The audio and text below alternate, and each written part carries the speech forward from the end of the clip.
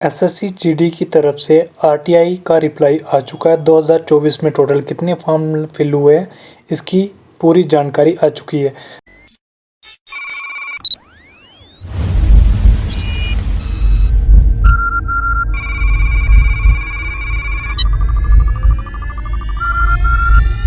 स्वागत करता हूं अपने यूट्यूब चैनल में। आई होप कि हमारे द्वारा दी हुई जानकारी आप सभी को अच्छी लगेगी। तो सबको बता दूं कि आज जो है 7 दिन कंप्लीट होने वाले हैं, कंप्लीट हो चुके हैं। तो एसएससी जीडी का जो आरटीआई फाइल की थी उसका रिप्लाई आ चुका है। टोटल कितने फॉर्म एसएससी जीडी में फिल हुए हैं और इस बार कितना कंपटीशन रहने वाला है, हम सबकी बात करेंगे। लास्ट तक वीडियो में बने रहना। सबसे पहले हम बात करें आरटीआई की।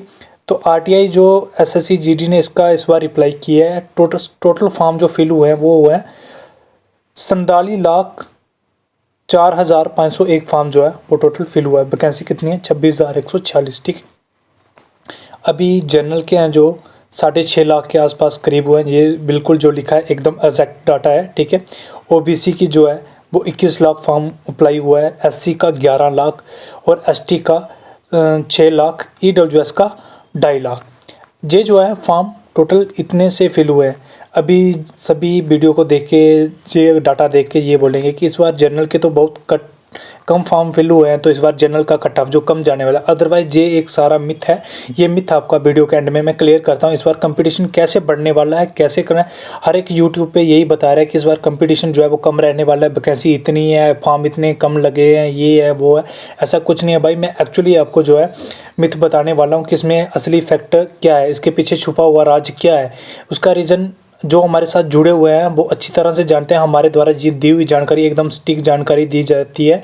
अगर भाई मेरे चैनल को सब्सक्राइब चाहे आप मत कीजिए, बट एक बार ये वीडियो पूरी देख लीजिए कि इस वीडियो में क्या बता रहा हूँ मैं, और क्या बिल्कुल ये बात सत्य है कि बिल्कुल झूठ है। मेरे पुराने वीडियो में डाटा भी खोल के देख लो, क्या पिछली एसएससी जीडी के ऊपर जितने भी डाटा दिए हुए हैं बिल्कुल एग्जैक्ट सही डाटा दिए हुए हैं। ठीक है। एक बार उसको पूरा अगर चेक करना हो कर लेना, वो आपकी मर्जी है। अदरवाइज मैं अभी आपको बताता हूँ कि इस बार कंपटीशन कितना टफ लेवल तक जाने वाला है और कितना लो लेवल तक रह सकता है। ठीक है। मैं पूरी जानकारी बता दूँ। पहले आपको बता देता हूँ कि पिछले साल क्या रीज़न था। पिछले साल जो अभी 2-3 भर्तियाँ हुई उसमें कितनी वैकेंसी थी और कितना फॉर्म फिल हुआ।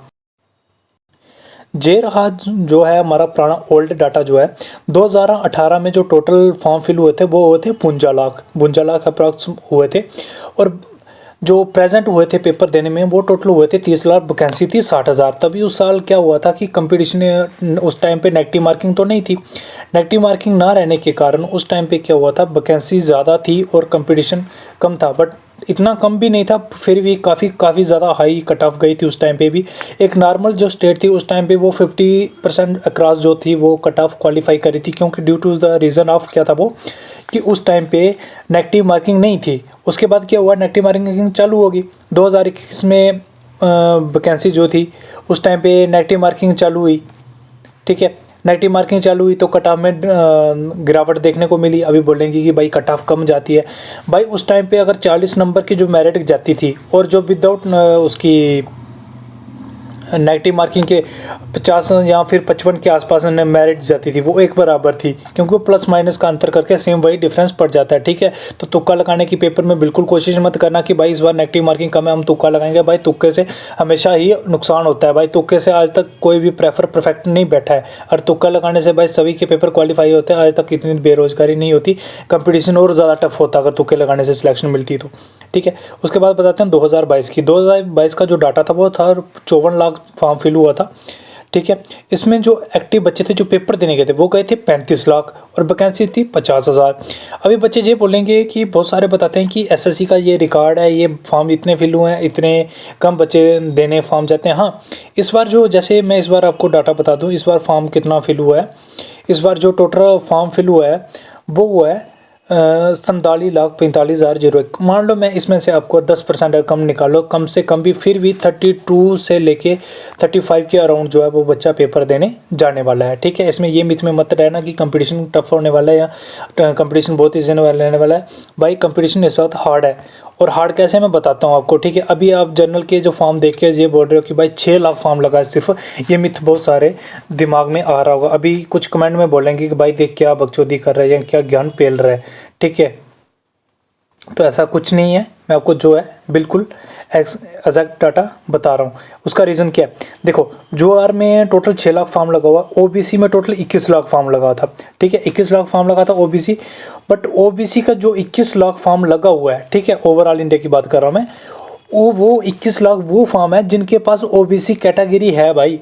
और जो 23 के नीचे हैं, मान लो कि जो 18 से लेके 23 साल की एज के बीच में ओबीसी में आता है, वो भाई यूआर में ही काउंट किया जाएगा। अगर वो यूआर का कट ऑफ क्वालिफाई करेगा वो तो यूआर की सीट लेगा, अगर यूआर का कट ऑफ क्वालिफाई नहीं करेगा फिर वो अपनी सीट लेगा, अदरवाइज वो यूआर की सीट पे पहले उसकी तो यही प्रॉपर्टी रहती है कि वो यूआर की सीट काटेगा, ठीक है, तो वो यूआर में काउंट होगा।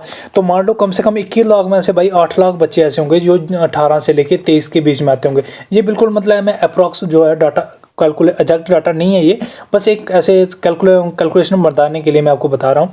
8 लाख बच्चा जो है वो भी जनरल में काउंट होगा। क्यों, उसका रीज़न क्या है, क्योंकि वो 18 से लेके 23 साल की एज के बीच में आता है भाई, ये बिल्कुल कन्फर्म है। अभी दूसरी बात मैं बता दूं, उसके बाद आता है एससी का जो फॉर्म लगा था ये भाई 11,000 लगा हुआ है, 11,000 नहीं सॉरी 11 लाख लगा हुआ है।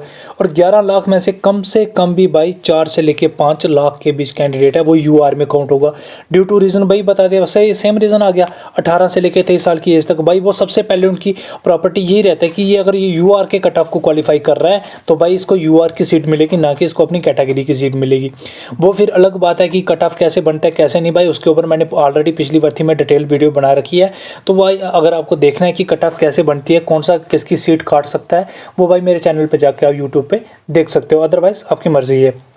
एसटी का 2 लाख कम से कम भी 6 लाख फॉर्म लगा हुआ है, 2 से 3 लाख बच्चा जो शिफ्ट होगा, जो जनरल में काउंट होगा। जनरल में काउंट इस टाइम पे हो रहा है, बट वो एग्जैक्ट पता फिर चलेगा जब पेपर मेडिकल जब वो हो जाएगा, सबके डॉक्यूमेंट वेरिफिकेशन हो जाएगी, उस टाइम पे पता चलेगा कि भाई डॉक्यूमेंट के टाइम कि कितने बच्चे कौन सी कैटेगरी में आ रहे हैं। भाई ये वो कैटेगरी के हैं जिन्होंने जनरल कैटेगरी के अंदर फॉर्म भर रखे हैं, जो सिर्फ प्योर जनरल है भाई वो है 6 लाख। भाई कुछ बच्चे ओबीसी से भी शिफ्ट होंगे जनरल में, एससी से भी शिफ्ट होंगे, एसटी से भी शिफ्ट होंगे, ईडब्ल्यूएस वाले भाई टोटली 2 लाख जो है वो जनरल में काउंट होगा। बस ये है कि जो ईडब्ल्यूएस की वैकेंसी है वो भाई उस पर भी फाइट करेंगे, उस पर फाइट करेंगे, बट ये अप्रॉक्स वो जनरल पे काउंट होंगे, बट इनकी वैकेंसी अलग है, ठीक है।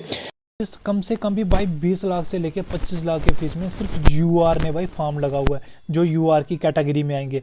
अभी आप बोलोगे बहुत सारे ज्ञानी बाबा जो है अभी कमेंट में बताएंगे कि भाई फॉर्म इतना लगा हुआ है तो ये होगा, भाई ऐसा कुछ नहीं है। जो 18 से लेके 23 की एज के बीच में जितने भी कैंडिडेट आएंगे वो उनको फर्स्ट प्रेफरेंस रहेगी, वो यूआर में काउंट होंगे। अगर वो यूआर का कट ऑफ क्वालिफाई नहीं करते हैं फिर वो अपनी कैटेगरी में काउंट होते हैं, अगर फिर वो अपनी कैटेगरी का कट ऑफ क्वालिफाई नहीं करते भाई वो बाहर हो जाएंगे। और यही जो रीज़न रहा है हर बार जनरल का कट ऑफ हाई जाने का। हाँ, अभी 23 से और लेके 28 के बीच में जिनको एज रिलैक्सेशन है वो जनरल में काउंट होगा नहीं, जनरल में काउंट नहीं होगा। में से 160 नंबर भी ले आएगा भाई वो तब भी जनरल में काउंट नहीं होगा। जनरल में काउंट वही होगा जो 18 से लेके 23 साल की एज के बीच में आएगा, और वो जो चाहे का हो, अगर वो जनरल का कट ऑफ क्वालिफाई करेगा तो भाई वो जनरल में काउंट होगा। अगर जनरल का कट ऑफ नहीं काउंट भाई अपनी कैटेगरी की सीट मारेगा, अगर अपनी कैटेगरी में नहीं होगा तो भाई वो बाहर हो जाएगा। भाई ये जो है कंपटीशन का एक रियल मिथ है। अदरवाइज आप बोलो कि भाई कंपटीशन कम जाने वाला है, मैं तो कहता हूँ भाई कंपटीशन जो एक एस्पिरेंट के लिए भाई कोई कंपटीशन कम ज़्यादा होने वाला नहीं है, क्योंकि उसको पता है कि भाई दिन रात है। और भाई कंपटीशन इस वक्त बहुत ज़्यादा हार्ड बच्चों ने इतने जोर से तैयारी भाई। अब ये मत सोचना कि कंपटीशन अभी फॉर्म कम फिल हुआ है तो ये है भाई, 3 लाख में नंबर लाना होगा ना तो कम से कम भी पेपर के भाई आपको 70% से ज़्यादा नंबर लाने पड़ेंगे पहली मेरिट लिस्ट में। हाँ, अभी कुछ स्टेटें ऐसी हैं जिनमें 70% से भाई 70% उनका फाइनल जाता है भाई, कुछ स्टेटें ऐसी हैं। मगर मैं अप्रॉक्स मान लूँ कि भाई अगर 70% अगर एवरेज है ना तो भाई फिर कुछ बन सकता है, अदरवाइज आप बोलो कुछ नहीं होने वाला भाई, ठीक है। तो दी हुई जानकारी अगर अच्छी लगी हो तो हमारे चैनल को लाइक सब्सक्राइब शेयर जरूर कीजिएगा। और एक साथ में एक बात छोटी सी बात हो तो बता दूँ, हमारे चैनल पर बहुत जल्दी हिंदी की ग्रामर के ऊपर एसएससी जीडी के रिलेटेड वीडियो आने वाली है। और वो जो हिंदी के ऊपर वीडियो आने वाली है भाई वो पिछले साल मतलब 2-3 साल में जहाँ से ग्रामर फंसती है वही जो है बिल्कुल भाई एग्जैक्ट उठा के हम ला रहे हैं, और वो काफ़ी अच्छे तरीके से हमने वो बनाई है और वो आपको बताई जाएगी। बस सिर्फ एक वीडियो में हम आपको पूरा बता देंगे, वो भाई सिर्फ आप पढ़ना है उसको, हम आपको उसमें समझाने वाले नहीं है, सिर्फ आपको उसको देख के और आपने लर्न करनी है कि कौन से प्राइवेसी शब्द हैं, कौन सा क्या है, मतलब हर एक जो हिंदी के ऊपर फुल डिटेल उसमें आपको मिल जाएंगी। तो उम्मीद करता हूँ हमारी दी हुई जानकारी अच्छी लगी हो। हमारे चैनल को लाइक सब्सक्राइब एंड शेयर जरूर कीजिए और अपने दोस्तों के साथ भी शेयर जरूर कीजिए। जय हिंद।